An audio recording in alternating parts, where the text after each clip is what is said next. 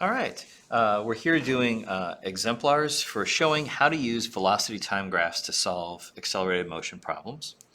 Um, this one is going to be an intersection problem involving something that's accelerating. And so I kind of want to show we can solve this using formulas, but I kind of want to show it using the VT graph first, so you can kind of see this technique. It's actually really pretty cool that you can use VT graphs to solve. It's something that I wish my high school physics teacher had shown me. So I kind of want to show you that here. So first off, let's read the description and draw the graph. A speeder driving down the road at a constant 20 meters per second passes a patrolman parked on the roadside. 3 seconds later, the patrolman takes off, pursues the speeder, accelerating at a constant 4 meters per second squared. When does the patrolman catch the speeder? All right, so something that is going to be helpful in general when you start getting more complicated things, motions where it's like two different motions going on or multiple objects moving, is drawing a sketch. Okay, drawing a sketch is a important first step in solving complicated motion problems. So I'm actually gonna, I'll go ahead and I'll sketch it out here. So what I'm going to do is I'm going to go ahead and I know I'm going to want to drop a coordinate axis down on the system, drop a coordinate axis down on the world. So here's my position axis. All right. And we'll say, hey, look, here's the patrolman sitting in his car minding his own business when all of a sudden the speeder comes whipping by, right? And so here's the speeder passing the patrolman. Now the speeder is going like super fast, right? It's going like 20 meters per second. And it's just going to continue going at 20 meters per second. So I'm trying to draw kind of like a motion map sort of idea where I'm showing where this thing's doing at equal time intervals. I'm not saying these intervals are 1 second apart or 10 seconds apart or something, but there's some set interval, right? And the object's going, constant speed. Just give myself kind of a mental picture of what this thing is doing, right? So these are velocity arrows. They're all 20 meters per second. The patrolman, on the other hand, starts off sitting still, right? So his dot would be just sitting still. I don't know why I didn't start that dot there, sorry. He's going to wait 3 seconds, and then he'll start moving. Now he's going to be getting faster and faster as he accelerates. And that means the dots will get farther and farther apart, right, as he accelerates. And the little velocity arrows will get longer and longer and longer and longer as he goes faster and faster and faster, right? There will be some magical time here where he catches. It's a magical location, position where he catches up. All right. Our job is to find when, so the time when he catches up. Okay. Now this is so what we need to do is start assigning coordinate systems. So we need to decide where we're going to call position 0. For this one, I think just about everyone agrees that they like to call the starting position of the patrolman position 0. Okay, so we're going to call this starting position here x is 0. So the patrolman starts at position 0, speeder starts at 0, but the thing is, there's something else weird about this problem, and that's the motions. The patrolman doesn't start moving until 3 seconds after he gets passed. So we have to decide, how do I want to handle that? Do I want to make time 0 be the time when the speeder passes the patrolman, or time 0 be the time when the patrolman starts to accelerate? Well, it makes a difference in how the graph looks and the way we assign variables. So one way of doing it, like I said, would be to call the snapshot here, him passing, and call that time 0, and then the policeman sits still for 3 seconds and then takes off. The other would be to make time 0 when the policeman starts moving, and so the speeder would have already been moving for those 3 seconds. He'll be starting off somewhere down the road here when time 0 hits. I think that I'm going to call when they pass time 0. I think that's probably more the question would have been nice if they had made it clear where they wanted us to call time zero in the question. When does the patrolman catch? Well, is it like how long after he gets past or how long after he starts moving? The patrolman starts moving. Not clear. I'm going to choose to call time zero is when the passing happens. So I'm going to choose to call this at time zero. Okay, when that passing happens. So at time zero, this is where the speeder is. This is where they're at the same position. And at the end, we'll say that this is where patrolman catches up.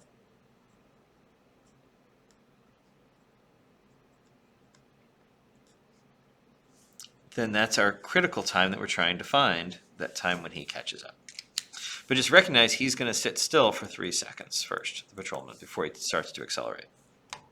Okay, let's draw our sketch. I'm choosing, by the way, I always should be doing this when I set up coordinate axes. I should choose and label which way I'm calling the positive direction. I'm calling to the right positive. We're saying that this is the position at time zero for both of them. All right, and this is the position at the end when they catch up for both of them, which means the displacements will be the same, and that makes the problem a lot nicer to solve. Let's do our graphs.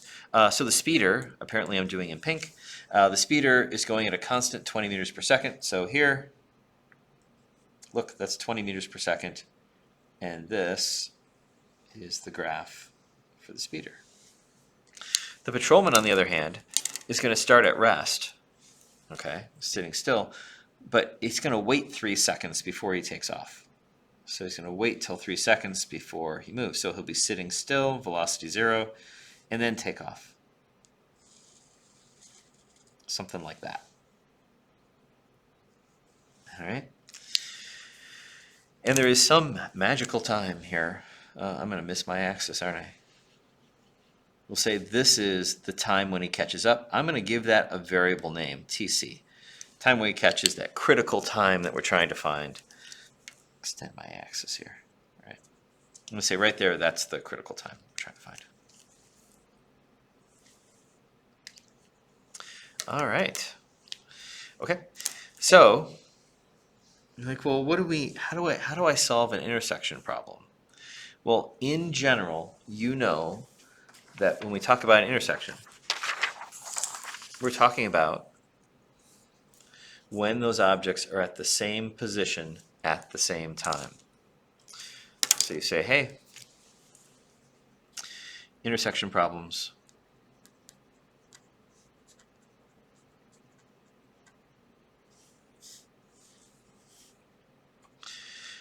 is looking at when and where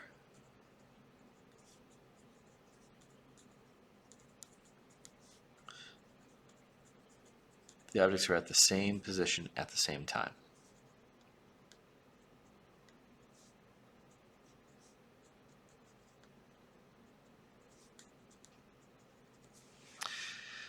So to solve, we usually want to come up with a mathematical model for position as a function of time for both and set the positions equal. That's what we normally do. We can, in this case, because they both start the same position, end at the same position, we can set their displacements equal. And displacement on a VT graph is the areas, right?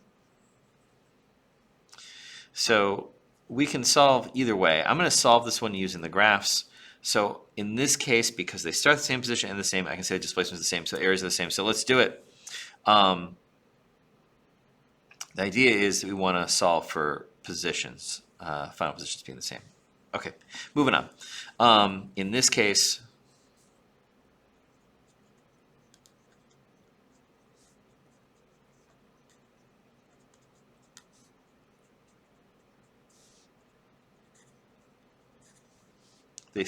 they both start and end at the same positions.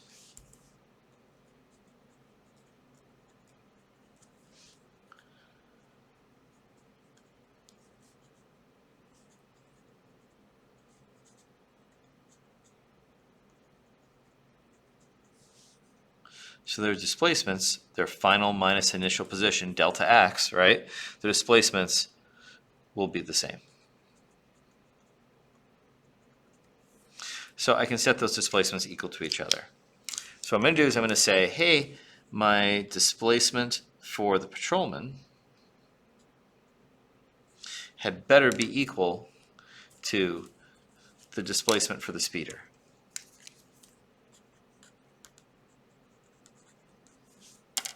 Okay. I think I'm going to abbreviate this with just a subscript P from here on out for patrolman and S for speeder from here on out. Okay, hey, how do I find the displacement for patrolman? Well, that's the area under the graph. Wouldn't that be this area, right? That would be the area between the line and the time axis. So that's a triangle. That'll be 1/2. What's this base, though? Well, it looks like TC is this coordinate here. This whole thing's TC. This is 3. It'll be TC minus 3 will give me that base of the triangle. The height of the triangle, that's going to be trickier. You're like, what is this? Well, that'd be, let's track it over. The height would be from 0 up to here, so this value. But you're like, what is that value? You're like, that's going to be, this is the velocity axis. This is that final velocity, I'm going to write it as V final, that the patrolman reaches. Like, well, or better yet, that's the rise of the graph, right? Which tells you how we're going to get it. It's that rise, this final minus initial is really what it is, but the initial is 0. Okay, all right, it's V final. What's delta x for the speeder? Well, the displacement of the speeder, that's going to be this area here between the line and the time axis. It's just a rectangle. Can you calculate that? You're like, okay, well, it'll be base times height. The base is just TC, and the height is 20. So base times height, or height times base, 20 times TC. Okay, here's my equation, but I've got 2 unknowns. If I could find that V final, I could find that time that it took to get there. How do I find that final velocity? Well, to do that, we're going to use that other relationship that we know about VT graphs, and that is the slope. We know that the slope is the acceleration. And look, they told us the acceleration was 4 meters per second squared. So what I can do, I'm going to do it over here. I'm going to say, hey, my slope, I'm going to put this down here because I want some space here for calculations. My slope is the rise over the run. So for the patrolman here, I can say his slope, which I know is 4, that acceleration is the slope of a VT graph. His rise, that's going to be VF minus 0. That's just VF. And the run, that's that TC minus 3.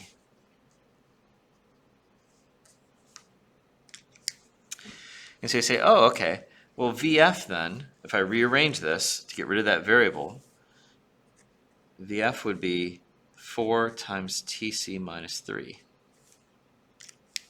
I can substitute that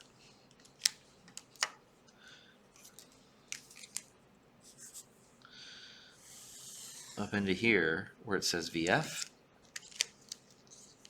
So now I'll have a half TC minus 3, right, times another TC minus 3 times 4. You're like, well, now I have an equation that just has one variable, TC, and TC is what I'm trying to find, right? That time when they pass. So I just have to solve this equation.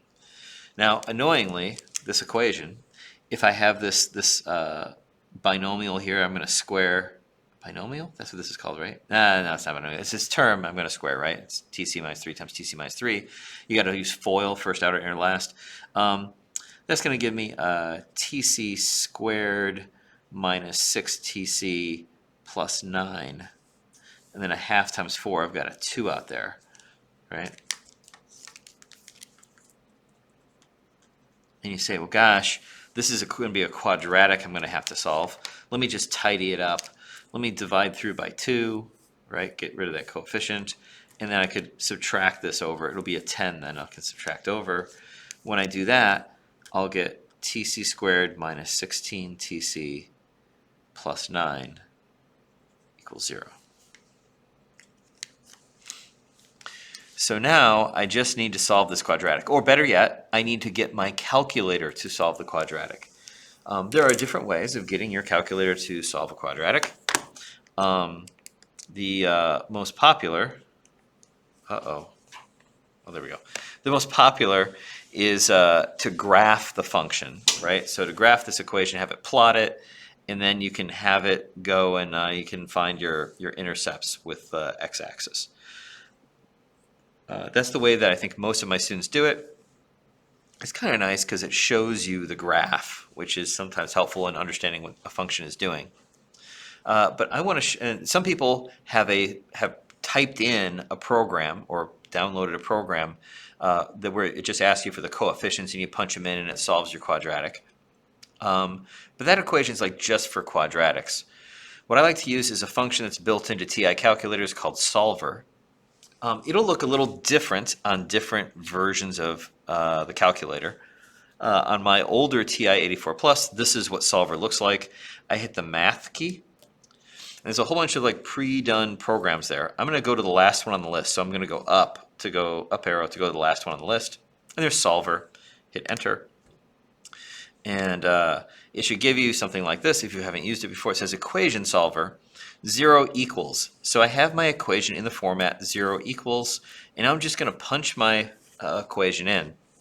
The way I get a variable is using this xt theta n button. So I want to take tc squared, so my variable squared, minus 16 times the variable, plus 9. And that's equal to 0. Hit enter. And now what goes here is, it says x equals. What it wants me to do is put in my first guess at what an answer to that equation is. And so what I'll do is I'll put in a value. Maybe I put in 5. Maybe I'm guessing that it's at 5 seconds. Then what it's going to do is it's going to stop and it's going to test 5. And it'll say, okay, 5, is that a solution? If it isn't, then it'll go a little bit bigger and see if that's a solution, a little bit smaller, see if that's a solution, a little bit bigger, a little bit, and it'll go out checking values until it hits a solution. So the way to tell it to do that, you can see I've got my bounds set to 10 to the negative 99 to 10 to the positive 99. So it's going to check essentially all values. Until it hits solution. I'm going to tell it to solve, so I'm going to hit alpha solve. So it's that green one above the enter, alpha solve. When I hit this, it thinks, and then it tells me 0.5838 seconds. Okay, so I'm getting a solution here of 0.584 seconds. You say, wait a minute, quadratics, usually they're going to have 2 roots, right? 2 solutions. How do I get the other solution? Well, like I said, you give it a starting initial guess, and it kind of works from there and stops when it hits a solution. I put in 5, and it gave me 0.58. So my answer, so the other root could be like way over on the other side of 0.58. So way some negative, or on the other side of my initial guess, 5. And so I'm going to either pick a big negative number or a big positive number to test. Maybe I'll try negative 100 and tell it to solve. And it gives me 0.583 again. The root's not that way, it's the other way.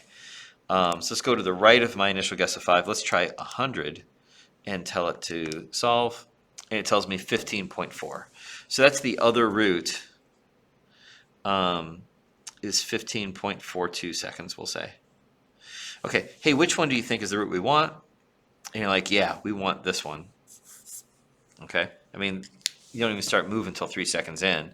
What this is doing is just looking at the equation of a parabola and saying, when is it going to hit that horizontal line? And it would hit twice, right?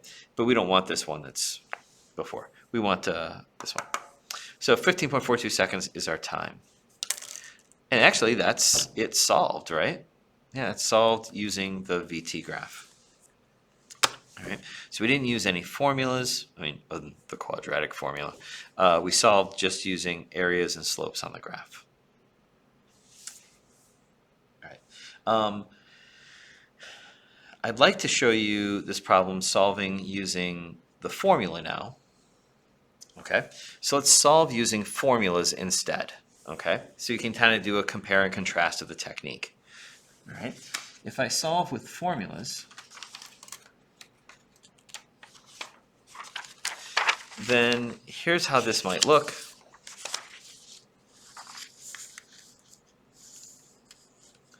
I might start with, so solving with the formula. When I did it this way, displacements were the same, and so we set since areas of VT graphs are displacements,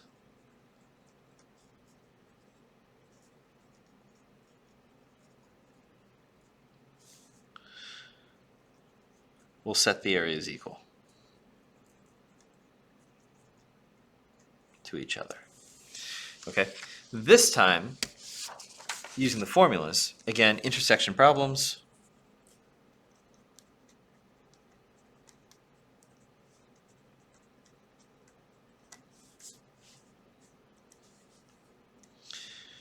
There are when and where objects are at the same position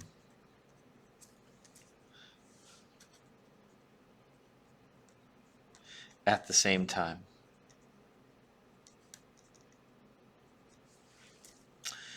So to solve,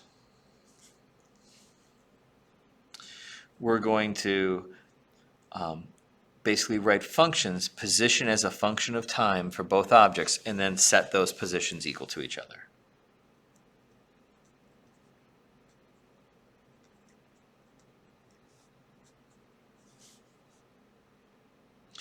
For position as a function of time for both objects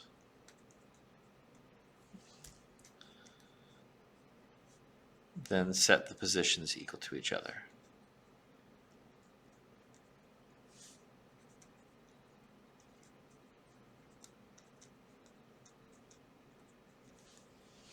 All right, so again, I'm going to start by drawing a sketch. Oh, look, I already have it done here.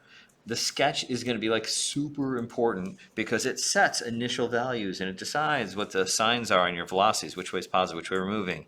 And it helps you see relationships between the variables. The sketch is really super important.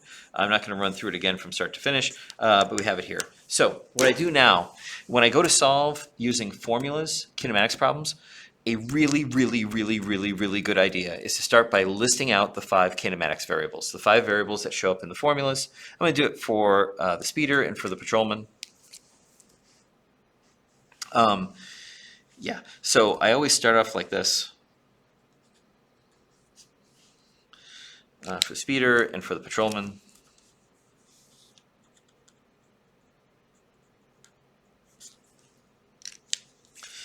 I'm going to list out A, V naught, V, displacement, and time. Those are the variables that show up in our equations that we got from the lab, right? The lab with the cart rolling down the ramp, we figured out our formulas. We said we had V is AT plus V naught, which came from the formula for the y equals mx plus b for the VT graph. And we're looking at the area, saying it's the displacements. We got that displacement is V naught t plus 1/2 AT squared. Right? And so we're going to use those formulas to solve. But one thing that's interesting is you see the top formula's got 1, 2, 3, 4 different variables in it, right? A, V naught, V, and T. This formula also only has 4 variables. The T gets used twice. Delta X, V naught, T, and A. And you say, it's not the same variables. There's a bunch of overlap, but they're not the same. It turns out there's actually just 5 kinematics variables that show up in these forms if you treat delta X as one variable. Each formula has 4 in it. So if you know 3 variables, you can solve for the 4th is the idea. I'll set up to do the same thing for the patrolman.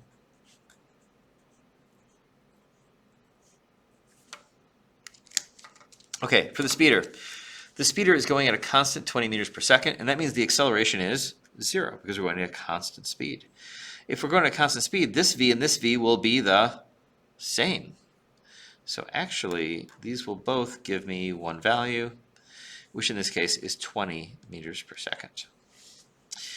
How far I go? Don't know. Time? Don't know. And in fact, that's what I'm trying to find, is the time when he catches. You're like, well, that's only 2 variables. That's not enough to solve. Let's go look at the patrolman.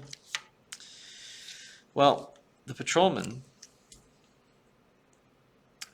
has an acceleration, we know, of 4 meters per second squared. And his starting velocity starts from rest, so that's 0. Don't know how fast he's going at the end. Don't know how far he's going to go. But the time at the end, and this is tricky, that's what we're trying to find, is the time to get there. But wait, remember, the time that the speeder drives for and the time the patrolman's moving for are not the same. The patrolman doesn't leave till 3 seconds after the speeder does. So that time we're trying to find, let's go ahead and give it a name. Again, I called it T critical before, so I'll stick with that. That's the critical time that we need to find. If I call the time the speeder's going for, right, from when he passes, call that time 0, and I just called the time here TC, the time that the patrolman's actually accelerating for is not TC because he sits still for 3 seconds. His time would be TC minus 3. All right, and that's important. Okay, otherwise calculations are going to be off. You'll think he was accelerating the whole time. This is where I set that. Okay, here we go. Now that I have my variables, I can see what I have to work with. I know there's a relationship between the times here, so I want to write an equation that uses time and is using these values. What else do I know here? I know the displacements for the speeder, the displacement for the patrolman are the same in this case because we're both starting at 0 and ending at the same location, whatever that location would be. And so I'm just going to go ahead and leave that just as delta x. But I can use that variable. The fact that it's in both means I kind of want to use it. Let's use the formula that has displacement and time. That would be the second one. So I can write an equation for the displacement of the speeder. I'm going to put a subscript s for speeder. That's going to be v naught t plus 1/2 at squared. Putting in my values, don't know the displacement of the speeder, but I do know that his starting velocity is 20 and his ending is constant 20. The time that we're and then this term is going to drop out because the speeder's acceleration is 0. So this is my equation. I can plug in any time and find out what the displacement for the speeder would be. Coming over here, I can do a similar thing for patrolman. Again, I've got the same variables, a, v naught, t, and I know that there's something about the displacement. I know they're the same. So I'm going to use that equation. It's got those variables. Delta x for this patrolman. V naught t plus 1/2 at squared. You say, but for the patrolman, because the patrolman starts at rest, v naught is going to be 0 for him. And so that term drops out. So the second term dropped out for the speeder because his acceleration was 0. And the first term drops out for the patrolman because his starting velocity is 0. 1/2 at squared. The patrolman's acceleration was given to be 4. So that's just going to be 1/2 of 4 times t squared. This is giving me a function. I can plug in any time and find out what the displacement of the patrolman is. 1/2 of 4 is 2 t squared. If I put in TC now, I'm specifically solving for the displacement when they get to the critical time here, right? If I do that here, I'm specifically solving for the displacement of the speeder, and I want those to be equal to each other because I want them to tie here. I want the patrolman to catch up at that point. So that means the displacement of the speeder will equal the displacement of the patrolman at that point. Putting in my equation, that's 20 TC. On the other side, that would be 2 TC squared. Except, wait, I messed up. Because this time is not TC. Sorry, this time is TC minus 3. Oh. Sorry about that. That's right.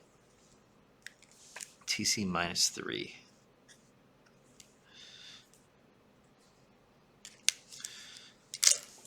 Well, that's going to make this considerably trickier.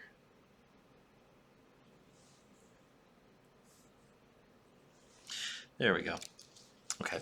Again, because he doesn't accelerate for that whole time TC, just for this part. He sits still for the first 3 seconds. Okay, so if that's the case, this is going to be a quadratic to solve. Okay, and you're not surprised because we got a quadratic when we solved it the other way. In fact, let's see. Let me divide through by the 2, right? If I divide through by the 2, this will be 10 TC equal to, and then that's just TC minus 3 foiled out. That'll be TC squared minus 6 TC plus 9. And move the 10 over, and you'd say subtract 10 TC from both sides, and I'd have TC squared minus 16 TC plus 9. And that is the same equation that we got when we solved this using the VT graph. So if I solve with my quadratic in my calculator, I'm going to get that same answer. I'll get that 15.42 seconds.